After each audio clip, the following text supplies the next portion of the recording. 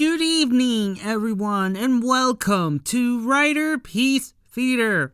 Me, Alistair Dayhawk, and tonight, me proud to present Kamen Rider Gavv, episode 31. Happy Easter, everybody. We finally got the episode we all been waiting for. The Beauty and the Granute, featuring Rakita and Hanto. And yes, they've been glued together and all hell has broken loose. And Rakita really tells Hanto what he feels about him, and it ain't pretty. Yes, so let's this story commence with Sashika and Shoma, who has this new gig of bug sitting. And Sashika is thanking Hanto for the information of how to babysit a certain bug. And Hanto was about to leave, but Shoma wanted to invite him and Rakita over for lunch, but Hanto said he's not interested. And he was about to leave the office, but he meets up with Rakita, who was on the other side of the door. So they both try to go on their way. I mean, Hanto was planning on leaving while Rakita was planning to go inside.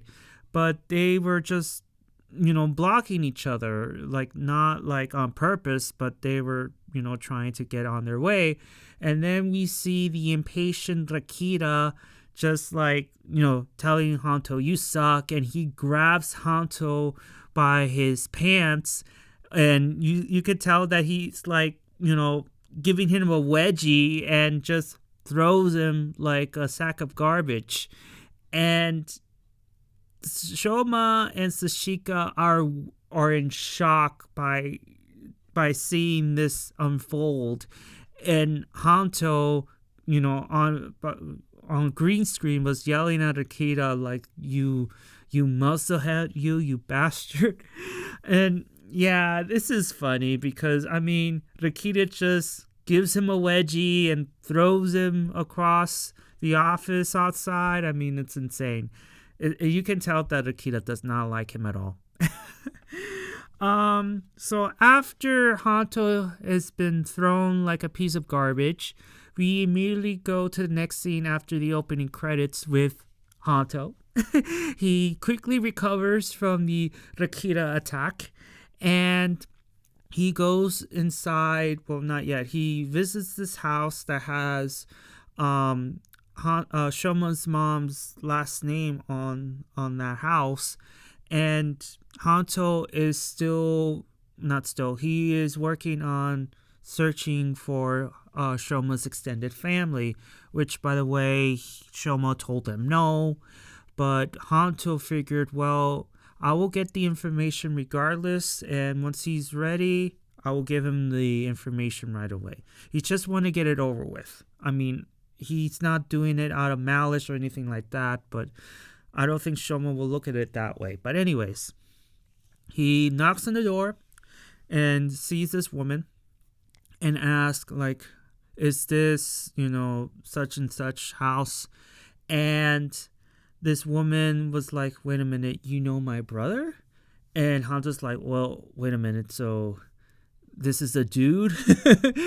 and then we get to this scene where Hanto and this woman are inside the house, and the woman explains, my brother has gone missing for 2 weeks. The last time I saw him, he was in the house. He was leaving to the local barbershop to get his hair trimmed to get a good impression, because I wanted him to meet my boyfriend, but he's been missing ever since. And Hanto figures, okay, I'm not gonna leave this poor girl hanging, so he says, look, I will help you with this case. Just give me any information you have about him, anything at all, and then I'll be on my way to find this local barbershop and ask questions over there. So we immediately go to Hanto leaving to find, he's on the quote-unquote road to finding this particular barbershop, and he stumbles across the Kita of all Granutes, and the Kita just ignores him completely. And Hanto was like, hey, like, you're going the same way I am. Where are you going? And Rakita says, I'm looking for this particular barbershop because apparently this pudding maker owner has gone missing, which causes Hanto to realize that, hey, is his case and my case connected somehow? And he decides to, hey, let's just work together. And the kid is like, no, you're gonna be holding me back. So just no, don't follow me. But Hanto says, I have no choice. I mean, I'm going the same way as you are, so you're stuck with me whether you like it or not.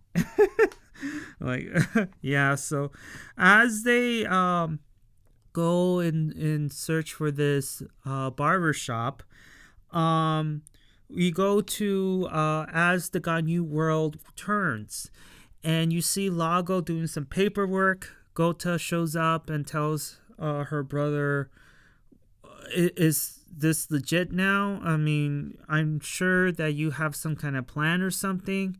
And Lago confirms, yeah, it's official. I mean, I'm not the owner of the company anymore. It belongs to the president, and I had no choice.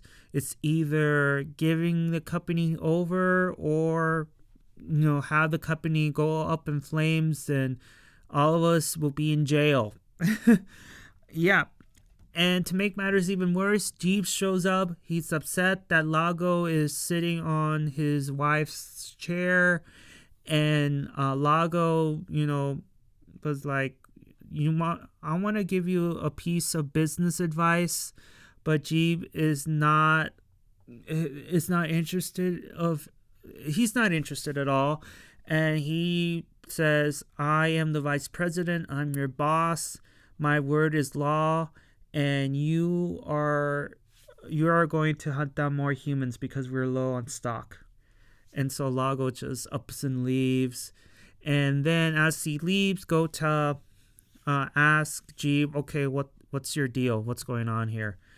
But Jeev tells his sister, like, you are not part of my revenge. You did nothing wrong to me, so you're safe. But this is where we go to Gota, and she just turns around and taps on her head, and we all see this weird look on her face as if she has indeed done something to him. But I don't know. Maybe I'm reaching, but just take a look at this picture with Gota's face, and like, I don't know. I think she has done something to him, but Jeep doesn't remember or something. So I don't know.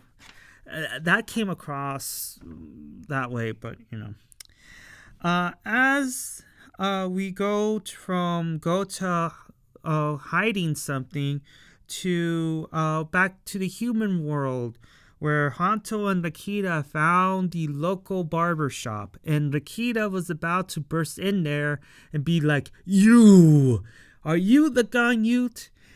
But of course Hanto is like, stops him immediately and be like, no. You're gonna sit over there, let me do my thing, because if we're gonna do it your way, the elements of surprise will be gone. What happens if there's an innocent there that ends up getting hurt? We're not going to assume anything yet until I get more information. So go sit there. Let me do my detective work. Go away. So as the Rakita just sits there with this grumpy look on his face, Hanto goes in and talks to the barbershop and, asks for a haircut, but the barber says, like, no, after I finish with this customer, I will close for the day. Hanto begs, like, please, I need this haircut, please. And so the barber gives in and says, okay, after him, you will be the last one. Just wait out here, and yeah. And so Hanto took this opportunity to talk to this barbershop of why I keep saying barbershop? Barber. This barber. Oh my god. It's late, guys. It's late. So Hanto talks to the barber and ask questions about this particular customer. Well, not really questions, but more of, oh, I was recommended by so and so. And the moment Hanto mentions the name, that's when the barber was like, wait a minute, how is that possible? And Hanto notices that surprise reaction, so he decides to press in even more until he stumbled across the brothers' belongings, and it's official. This barber is the Granute in disguise, and he cannot attack because there's a customer there getting shaved. So he figures, let's wait it out, and once the customer's gone, then I will confront him. But the element of surprise was lost the moment when Rakita bursts in the shop and yells at Hanto like, what's taking you so long, dude? And then the barber turns around and looks at Rakita and says, you are the traitor. Wait a minute. If you're the traitor and you are... Wait a minute. Are you two the Granute hunters? Oh, great. And then Hanto's like, yeah, great. Oh, great indeed. So Hanto, before he decides to jump the Granute, he grabs the customer that's sitting there and just like, no, you have to go. Please, you have to go. And he kicks the customer out of the barbershop. And then we get to see, this reveal that the barber is actually the Granute in disguise. And he tries to escape. So we immediately go to the next scene where Hanto just jumps on the Granute's back trying to stop him, but he gets thrown. And then the hell begins between Rakita and Hanto because they're both trying to transform, but they end up bickering, which causes the Granute to use this special gunk and sprays it on our heroes. But this is where Hanto saves Rakita, but the spray or the gunk, it gets all over Rakita and Hanto's hands, so they're glued together. So they discovered that their hands are glued together, and we see this funny moment between the two trying to get the gunk, trying to break this gunk that's binding them together, and you see them kicking each other, and you see Hanto, what appeared to be preparing to shoot Rakita, but Rakita just grabs him immediately, like, are you gonna shoot me? I think he was trying to shoot at the gunk thing, but no, it looked like he was about to shoot Rakita. But either way, the Granute saw this opportunity to run away, which it does, and then the boys discovered, hey, the Granute ran away. So this is where Rakita inadvertently uses super strength and forcefully tried to make Hanto follow him, but his super strength causes Hanto to jump up and go and lands on a cactus. Yeah, there was a pot with a cactus on it, and Hanto lands on it butt first. And Hanto is in a lot of pain, but Rakita can care less about him, and he ends up dragging him a little bit. And you see this other funny moment where they both got in between this steel rod, and that steel rod causes Rakita to go headfirst on a fence, pushes him down, causing Hanto to go down, and then this powder thing that was on top of the scaffolding lands on Rakita's face, and he gets all white powdered all over. And Hanto is mourning for his ass as he's checking his butt for, needles, and he's all, moaning and groaning then. And he's like, oh, I have needles on my ass, and I have like 24, 25, and it's bruised, it's all red, it looks like a peach. And Rakita is all like, oh, I can't believe everything sucks.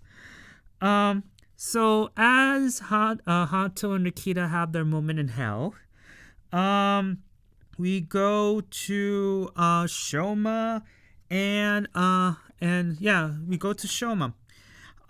He returns to the candy shop that he visited last week, and he gets to try a new candy, a caramel candy, and gives birth to the caramel cachizo.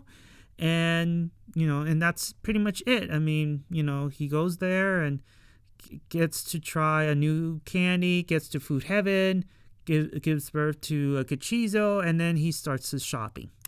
And we immediately go to the next scene with Lizelle.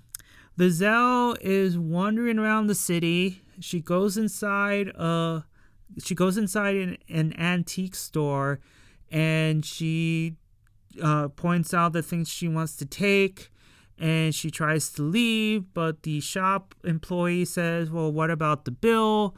And Lizelle is giving that evil look on her face, and she thought she was gonna get those stuff for free, but then she unleashed her butler on the poor employee, and as she leaves the store, you can hear screaming as the butler beats him up. Yep. So we go to the next scene with the Happy Parade offices, and our beloved Sashika has tried chipping, chainsawing, even using dynamite to separate our poor boys from their predicament. But luckily, she didn't blow up her offices with them in it, because it's funny how, first of all, Sashika, how in the hell did you get your hands on dynamite? and how come the boys didn't say, no, Sashika, no, don't use dynamite, don't use it. You could tell by the look of Rakita's and Hanto's faces, like, oh, no, do not use dynamite. And it was a close one because Sashika just gave up right when she was about to push down the thing to activate the dynamite. But she just went on her way, and Rakita just grabs the dynamite and puts it aside. And no. But Rakita is getting frustrated. He wants out of this sticky situation. And Sashika's like, look, yes, we can do anything. This is our agency. I get it. But this is beyond my powers, beyond my pay grade. And Hato thought that, hey, we should confront the Granute and have him, release us. But Rakita, this is where Rakita really tells Hanto how he feels about him. He tells him that's stupid. All your plans are stupid. You're weak and you're stupid. And Hanto opened up Pandora's box and asked, okay, when is the last time I've done anything stupid? And then this is where Rakita just let loose. He just threw all his dirty laundry to Hanto's face. From the time that Hanto punched Shoma to the face, to align himself, he aligned himself with Dr. Nick, I can't believe that you went inside his office and didn't notice the Shoma clones. And speaking of the Shoma clones, you're the first one who believed that the evil Shoma was Shoma. So again, you're stupid. But also, I'm surprised that he never tells Hanto that it was me who told Shoma that, hey, we need to get rid of you. But then it would have been a low blow for Rakita. So I'm glad he didn't mention that to his face. But still, I mean, talk about unleashing, everything on the table and just telling someone, I hate you. I hate you so much. But it's not about hate. It's more like I just don't like you. And Sashika figured, okay, well, this is, the time for you and you to get along, because I assume that you don't like each other because you're a human and you're a Granute. But the boys confirmed that no, it's not because we're Granute or humans. It's just we don't like each other. It is what it is. And so as they were about to bicker again, there's some two Cachizo scouts that appeared, and poor Sashika doesn't know how to talk Cachizo. We get this weird thing with Hanto suggesting, hey, maybe they're saying that, hey, you want to jump into the gun? And the Cachizo's like, no. And then Rakita comes in and says, did you find the Granute? And the Cachizo said, yeah, we found the Granute. And so the dragging begins, because Rakita tells the Cachizos, hey, lead me to the Granute. And so you see the dragging of Hanto. He doesn't have the opportunity to get up or something. He just gets dragged immediately. And as you can hear Hanto's screams, Sashika figures, okay, let me call Shoma and tell him what's up. So she does. So we go to the next scene where we see Shoma, on the phone. And as he hangs up, he hears screaming. So he decides to follow the screams. So we immediately go from following the screams to the fly Granute. He's been in hiding in some shrine because he knows that it would be stupid for him to return to the barbershop thinking that the riders will be there waiting for him. So he is hiding in the shrine. And he notices this pregnant woman doing some prayers and all that, and he was about to attack her. But luckily, at the nick of time, Rakita, standing proud, is stopping the Granute, and you see Hanto on the ground, dragged through hell with leaves on his head. And I'm surprised that he hasn't had any cuts and bruises or a missing shoe, because he's been dragged for God only knows how long. And so we get this funny moment between the two, another funny moment where, Rakita is waiting for Hanto to get up and to, get ready to transform. But once again, Rakita doesn't have any patience at all and decides to say, dude, you're taking too long. Because poor Hanto, he has to use both hands in order to transform. Right now, he only has one hand. And he is holding, like he was struggling so hard to get his Choco Cachizo out as he was holding his gun. And Rakita, once again, he's like, you're taking too long too. I'm going to transform right now. And he does his transformation, which causes Hanto to, slip, and causes the Choco Cachizo to just fall out of his hand. And you see the sequence of the flan and the yellow water coming up, and you see Hanto like drowning, and he's talking in water like hey, and you saw that scene. It was pretty funny. Hanto is like trying to communicate with the Cachizo, and the Cachizo is looking at him, and it's trying to speak to him, but it doesn't understand what he's trying to say until, Hanto says, jump, gun, jump. And then the Cachizo's like, oh, you want me to jump into the gun? Okay, I gotcha. So he lands on the gun, and he completes his transformation. and they both successfully transform, and you still hear Hanto still coughing. Yeah.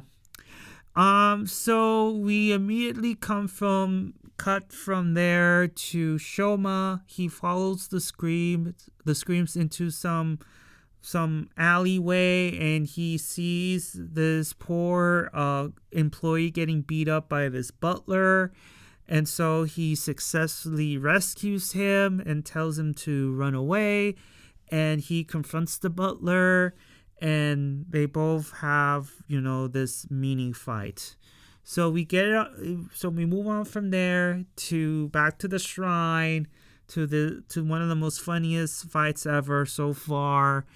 And yeah, they do not have any teamwork whatsoever, because Hanto has been used as a meat bag, been used to hold Rakita's bow and arrow. And however, due to their clumsiness and all that stuff and all that going against them, they ended up getting free because the Granute was so stupid to unleash his attack and ends up destroying the glue that was binding them. So they were free for a moment, but the Granute once again decides to spray that gunk, and which causes both of them to fall. And then, to make matters even worse, the riders get stuck together once again, only this time Hanto's foot is now glued with one of Rakita's arms. And yeah, more dragging continues. But it was short-lived. So luckily for Hanto, he wasn't dragged too much, even though he was dragged almost the entire episode.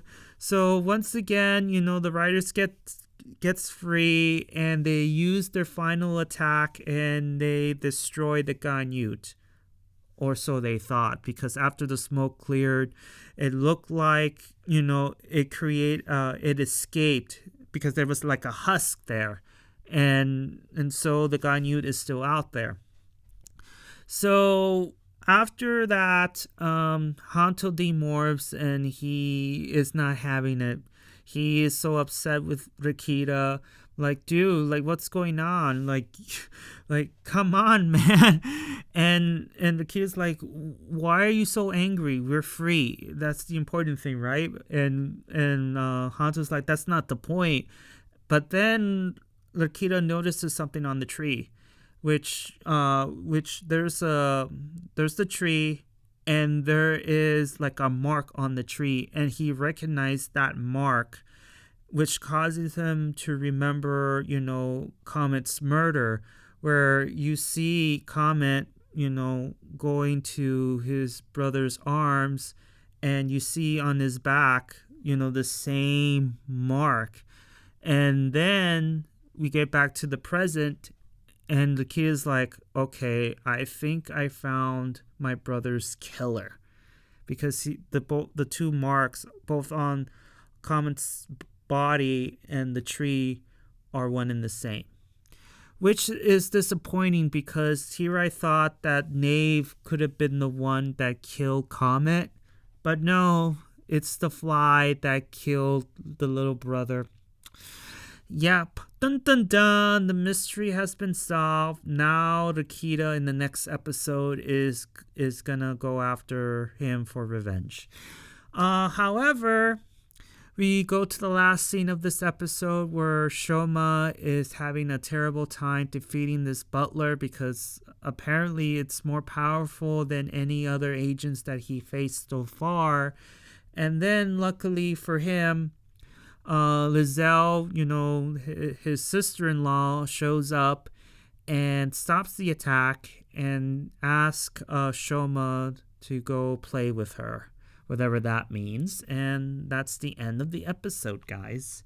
A funny episode all around. Rakita and Hanto are great together.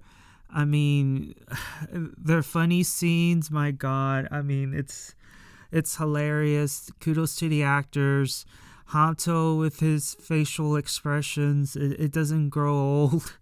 And I have to say, I was surprised that they revealed, Kamen's killer in a funny episode like this. And here I thought that Nave could be the one responsible, but now it's like, no, it's just a regular Granute. That's all. I'm like, oh, man. All right. But okay, fine. At least, the killer has been found. Now, Rakita is gonna hunt for this Granute. And Hanto, I'm sure he's gonna be like, hold on, like you cannot go on the attack like this. You have to have a strategy, some kind of plan. But of course, Rakita is not going to listen to Hanto because once again, he does not like him. And then, the fight will continue until eventually, they will have to work together. And by the end of the next episode, we're going to see, both of them, gaining respect for the other. But still, I get this feeling that they're still going to bicker like an old married couple, but still get a little bit of respect. But, it is what it is, right? That's what I assume what's going to happen. And then, Sashika and her dynamite, like, where did she get that? Really? But any case, thank you so much for listening. Have you seen the episode, which I hope you did? Did you like it? Did you dislike it? If you disliked it, what would you change? I have my notes in front of me, so if I miss anything, write in the comments below. And give a like if you like it, and please subscribe. And I will see you all on the other side of Oblivion. Happy Easter, everybody. And Johnny!